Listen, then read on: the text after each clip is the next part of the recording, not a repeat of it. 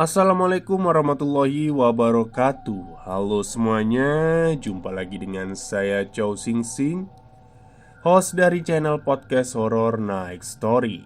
Halo, apa kabar semuanya? Semoga kalian semua sehat-sehat ya. Dan seperti biasanya pada hari ini saya kembali dan akan menghadirkan sebuah kisah mistis untuk kalian semua.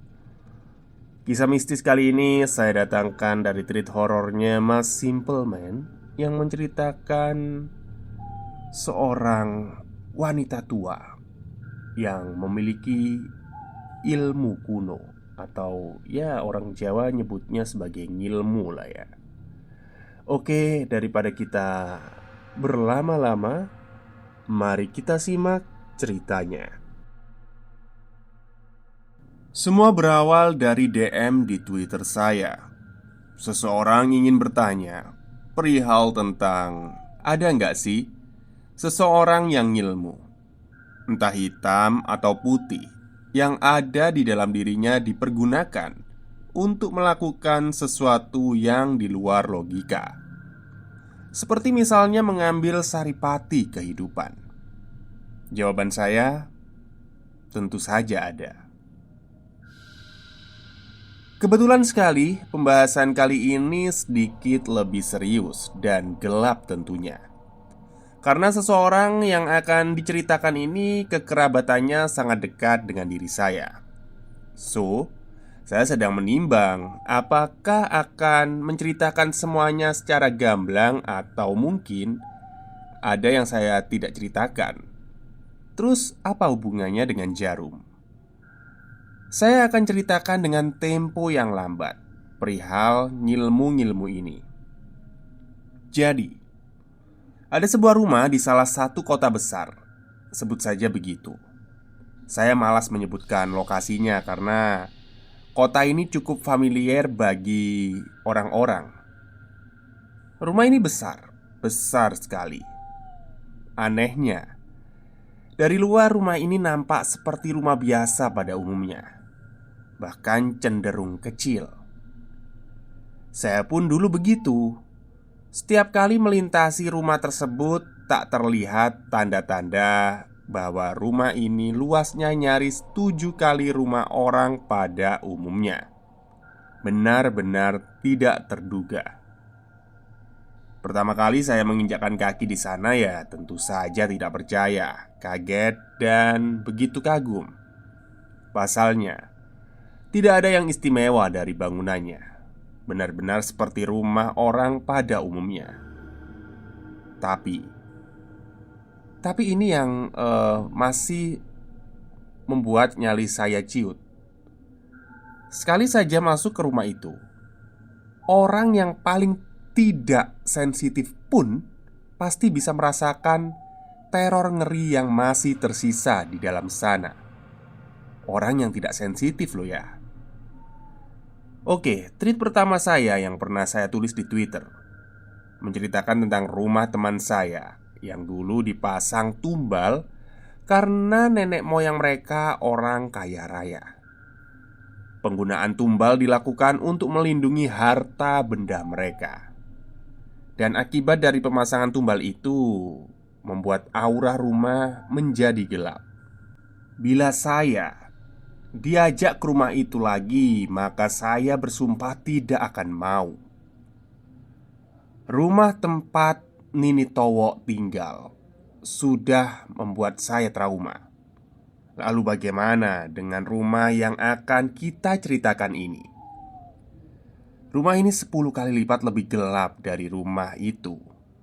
Saya tidak pernah melebih-lebihkan sesuatu, terutama bila saya melihatnya langsung.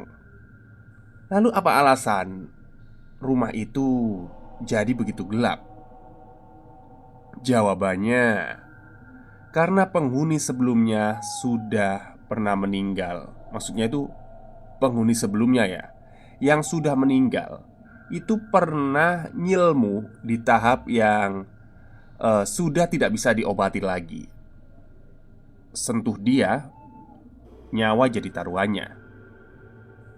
Oke, mungkin intronya sudah lebih dari cukup. Kita mulai saja ceritanya. Sejujurnya saya benar-benar akan membawa kalian masuk ke sisi lain dari manusia. Kenapa manusia itu sangat unik?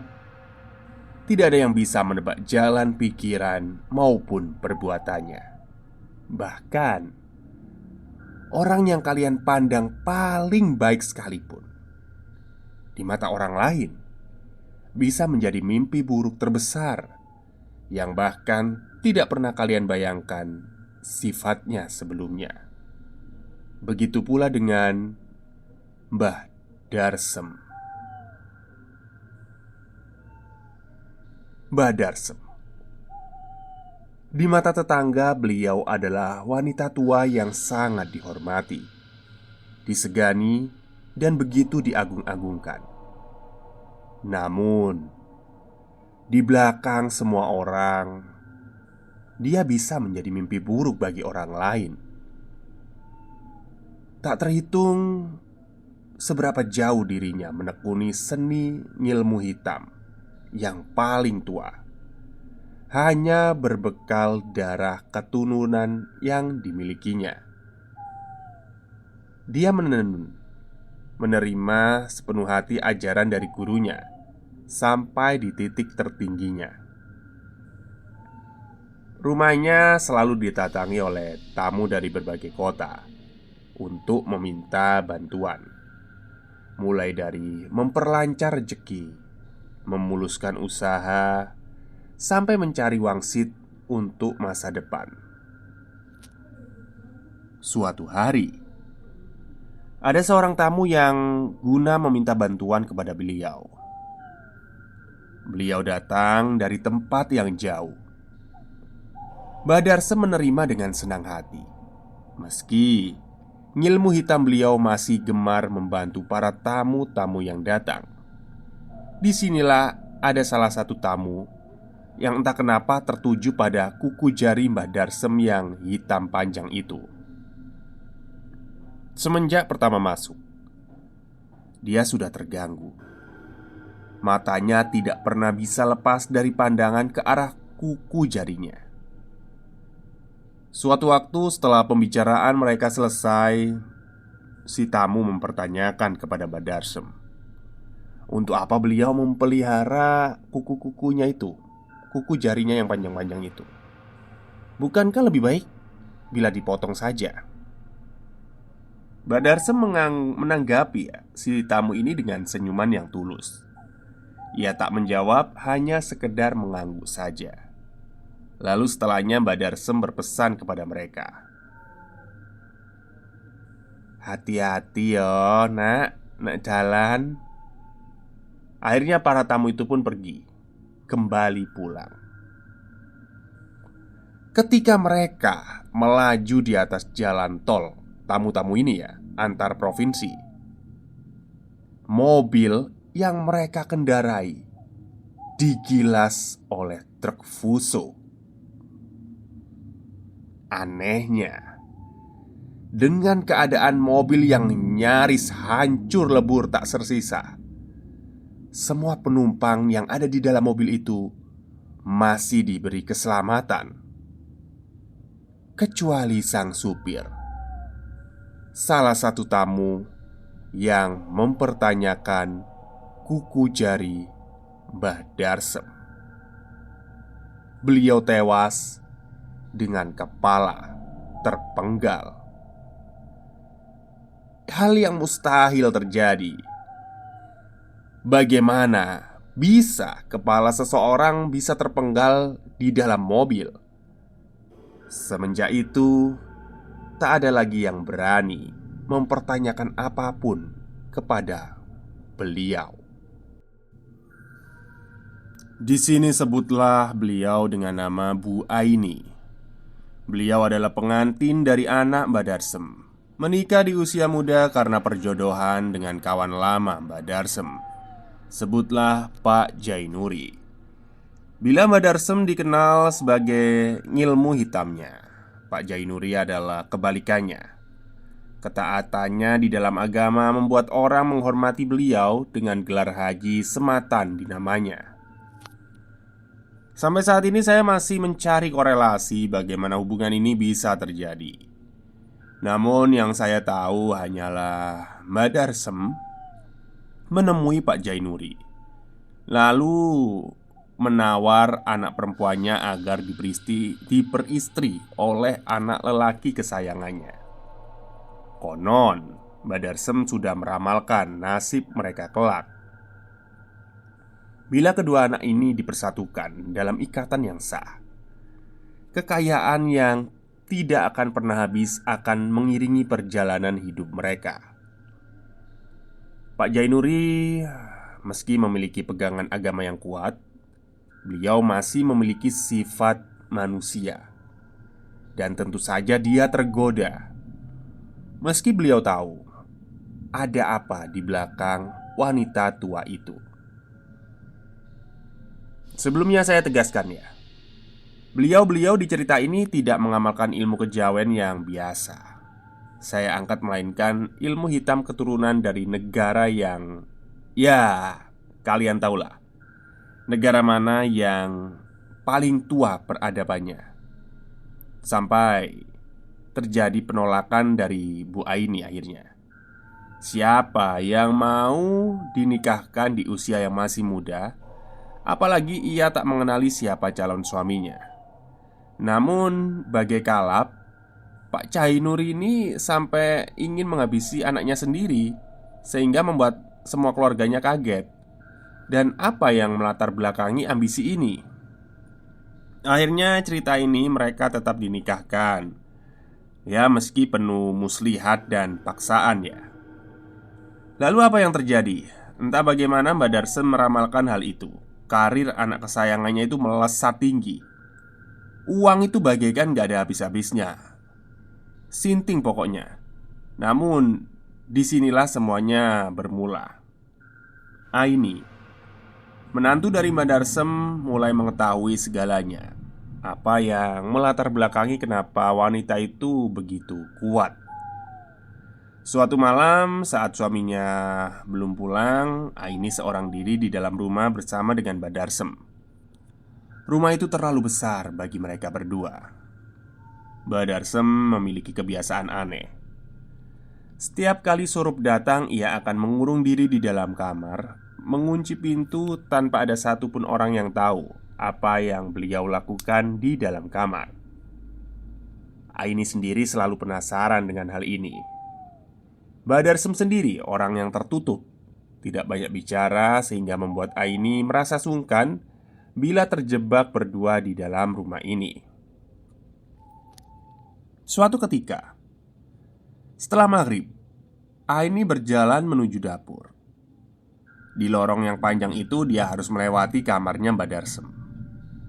Hal yang sudah Aini ketahui sejak pertama menginjakkan kaki di rumah ini adalah dari dalam kamar Mbak Darsem selalu tercium aroma kemenyan yang dibakar. Tapi aroma itu hanya tercium bila Aini berada di dekat pintu kamar beliau. Dan hal ini membuat Aini semakin penasaran. Setiap hari Aini terus-menerus mencoba memastikan apakah dirinya mencium benar-benar aroma menyan. Ia selalu berjalan bolak-balik ke dapur guna untuk memastikan hal ini. Rupanya benar, itu adalah aroma kemenyan yang baru saja dibakar. Tak hanya aroma kemenyan yang Aini curigai dari sifat misterius Mbak Darsem, melainkan terkadang saat di dalam kamar beliau itu seperti berbicara ya, atau berdialog dengan seseorang. Suaranya terdengar begitu jelas, bahkan terkadang tertawa sendiri. Padahal beliau hanya seorang diri di dalam kamar. Semua rentetan kejadian ini semakin membuat Aini merasa takut. Beberapa kali ia menceritakan hal ini kepada suaminya, anak dari Mbak Darsem sendiri. Namun beliau selalu berkata untuk tidak ikut campur dengan apa yang dilakukan oleh ibunya. Namun dasar sifat Aini yang susah diatur. Ia benar-benar penasaran dengan apa yang dilakukan oleh ibu mertuanya itu. Suatu ketika ada sesuatu yang sangat jarang terjadi, di mana Mbak Darsem tidak mengunci pintu kamarnya saat Sorob sudah tiba. Dan tentu saja hal ini membuat Aini tertegun. Ia terdiam sebentar melihat ke bilik pintu yang sedikit terbuka. Sementara gema suara Mbak Darsem terdengar dari dalam. Beliau sedang berbicara dengan seseorang dan beberapa kali juga memanggil sebuah nama. Aini mendekatkan diri, mencoba mencuri dengar dengan siapa ibu mertuanya itu bicara. Terdengar jelas beberapa kali Mbak Darsem menyebut nama dari lawan bicaranya itu dengan panggilan Siti. Lalu ada kalimat lain yang mengikuti, mulai dari dibikin susah, dibikin mati, dan dibikin tersiksa sampai mati. Hal ini membuat Aini yang mendengarnya merinding. Pasti ada sesuatu yang terjadi, sesuatu yang melibatkan mertuanya itu. Dari niat mencuri dengar, terbesit pikiran untuk sekedar mengintip. Aini menepi, melihat ke arah bilik. Di sana ia melihat di kamar Mbak Darsem yang umumnya diselimuti kegelapan. Namun, samar cahaya dari tempat Aini menelusup masuk, membuat dirinya bisa melihat bayangan hitam yang sedang duduk di atas sebuah kursi kayu. Mbak Darsem sedang duduk membelakangi Aini di sudut kamar yang paling gelap. Beliau masih berbicara, sesekali tertawa terbahak-bahak. Ia menyebut Siti, Siti, Siti. Jantung berdegup kencang. Aini memaksakan diri mencoba melihat lebih jauh isi dari dalam kamar Mbak Darsem. Tiba-tiba, belum juga ia bergerak melangkah maju, Mbak Darsem yang dari tadi berbicara sendiri tiba-tiba saja berhenti diam, membuat suasana menjadi sunyi. Aini ikut terdiam. Dan tak lama kemudian Mbak Darsem tertawa. Namun nadanya terdengar berbeda dari biasanya. Figur mengenakan pakaian putih dengan rambut keriting panjang terurai di punggung terlihat oleh Aini sejenak. Beliau menoleh meski hanya sekelumit wajahnya melihat ke arah pintu. Dan di sanalah Aini melihat bayangan samar Mbak Darsem melihatnya dengan senyuman menyeringai. Tak lama pintu bilik yang sedikit terbuka berderit sebelum menutup dengan sendirinya. Aini tak bisa berkata apa-apa. Ia termangu, merasakan ketakutan yang memenuhi dirinya. Padahal ia sudah diperingatkan. Suatu sore, Aini baru saja pulang dari tempat pengajian. Ia terkejut melihat mobil suaminya sudah terparkir di garasi rumah. Cepat-cepat Aini berlari masuk. Suara ramai terdengar dari arah dapur. Suaminya nampak sedang berbincang dengan ibunya Mbak Darsem. Senang melihat semua orang berkumpul, Aini berniat bergabung. Ia membawa oleh-oleh di dalam tas. Sebuah bingkisan berisikan 30 tusuk sate yang ia beli sewaktu pulang. Namun, Mbak Darsem berubah wajahnya ketika melihat tusuk sate yang tersaji di atas piring, seperti wajah ketakutan. Dan Aini belum pernah melihat wajah yang seperti itu. Mbak Darsem sampai-sampai mendorong piring yang berisikan sate itu terbanting jatuh di atas lantai. Aini terkejut, terdiam sejenak dan bingung. Tak lama kemudian wanita tua itu pergi meninggalkan meja makan sebelum mengunci pintu kamarnya. Tentu saja hal ini membuat Aini merasa tidak nyaman. Ia terus memikirkan kejadian ini meskipun suaminya sudah mengatakan lebih baik Aini melupakan ini semua. Sejak dulu, Mbak Darsem memang tak pernah doyan dengan sate. Malam harinya, Aini masih merasa tidak enak hati dengan Badarsem dan berniat untuk minta maaf. Ia keluar dari kamar melihat jam dinding yang sudah menunjukkan pukul 10 malam. Aini berjalan sendiri di lorong yang gelap itu menuju ke kamar wanita tua itu. Tetapi langkahnya terhenti. Langkahnya terhenti ketika ia sekilas melihat ada bayangan yang melintas di belakangnya, diikuti suara wanita yang sedang tertawa. Aini langsung menoleh, melihat lorong di belakangnya. Tak ada siapapun, hanya dia seorang diri. Dengan jantung yang berdegup kencang, Aini lalu melanjutkan langkahnya. Ruang tempat kamar Mbak Darsem sudah gelap. Aini berhenti tepat di depan pintu. Tangannya terangkat siap untuk mengetuk. Tetapi ada keraguan yang entah tiba-tiba muncul. Sejenak Aini berpikir untuk mengurungkan niatnya, namun kejadian sore tadi benar-benar mengganggu pikirannya. Berkali-kali Aini sudah bersiap untuk mengetuk, namun hatinya seakan menolak keras. Sebelum tiba-tiba dari dalam kamar, Mbak Darsem bersuara lembut kepada Aini. "Melbu nduk, aku ero awakmu nang ngarep lawang." Aini terdiam mematung. Tak berapa lama ia dorong pintu itu perlahan sampai menimbulkan suara berderit. Kamar tempat Badarsem gelap, namun masih ada cahaya selintas dari jendela yang dibiarkan terbuka. Di atas ranjang terlihat Badarsem sedang menatap dirinya di balik selimut yang membalut badannya. Ia tersenyum. "Sini, Nduk," katanya sembari melambai-lambaikan tangan. Aini mengangguk lalu berjalan mendekat kepada wanita tua itu. Ini adalah pertama kalinya bagi Ani melihat isi kamar dari wanita yang terasa asing kehadirannya, meski mereka sudah terikat dalam ikatan keluarga.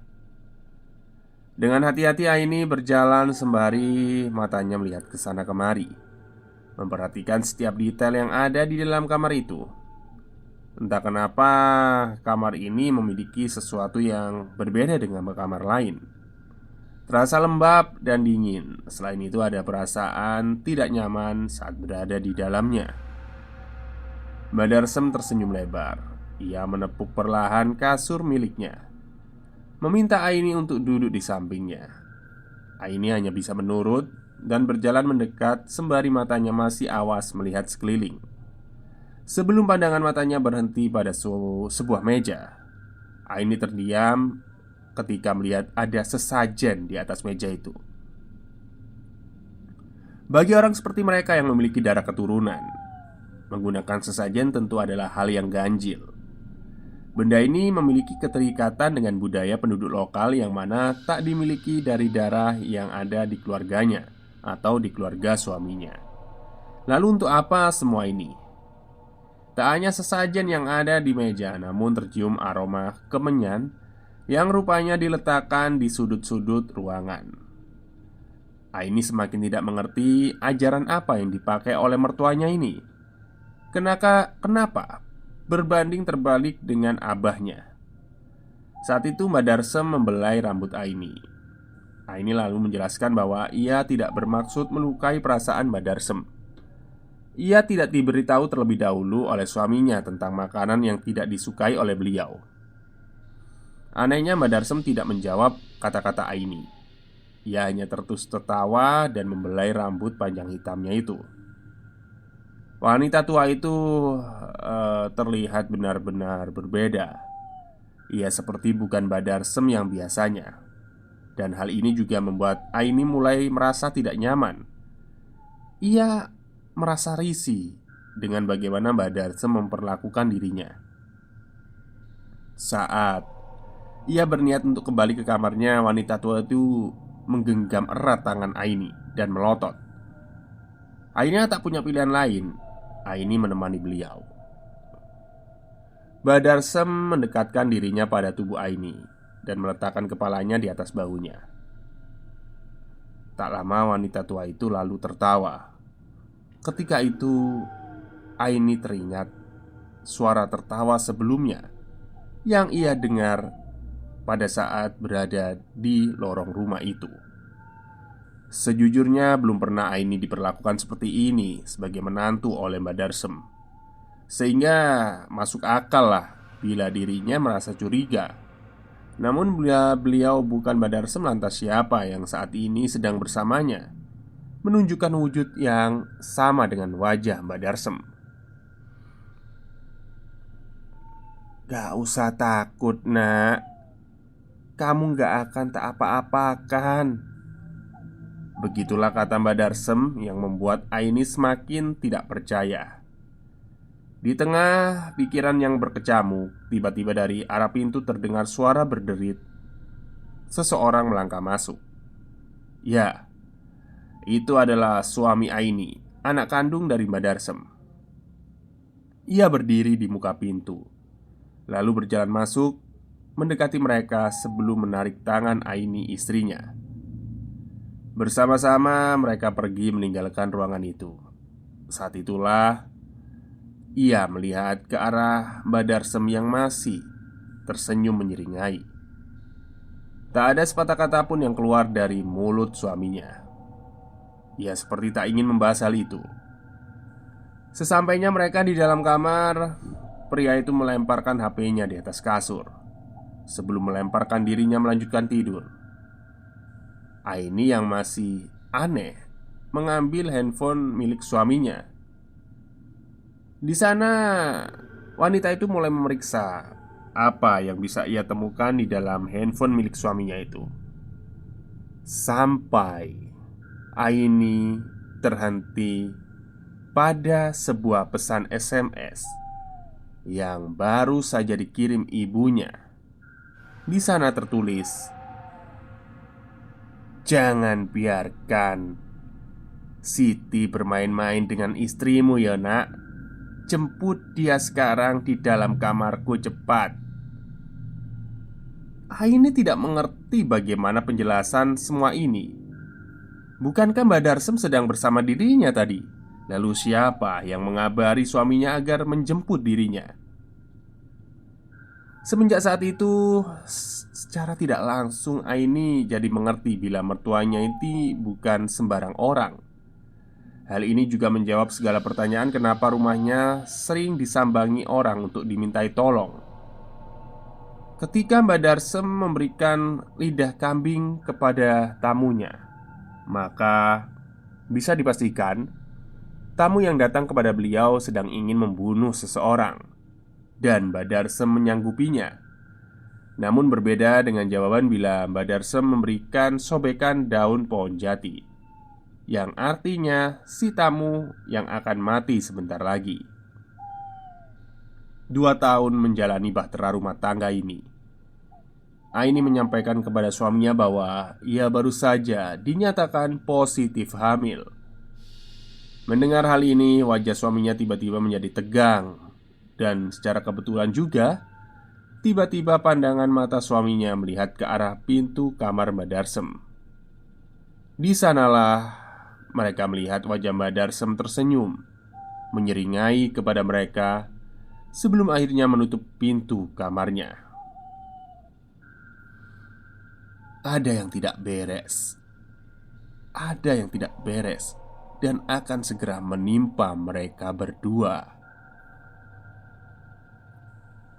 Oke, mungkin itu dulu bagian satu dari treat horornya Mas Simpleman tentang ngilmu. Baik, untuk cerita selanjutnya ya, bagian kedua akan saya lanjutkan besok seperti biasanya, karena treat ini akan menjadi treat yang panjang. Oke, semoga kalian semua suka. Wassalamualaikum warahmatullahi wabarakatuh.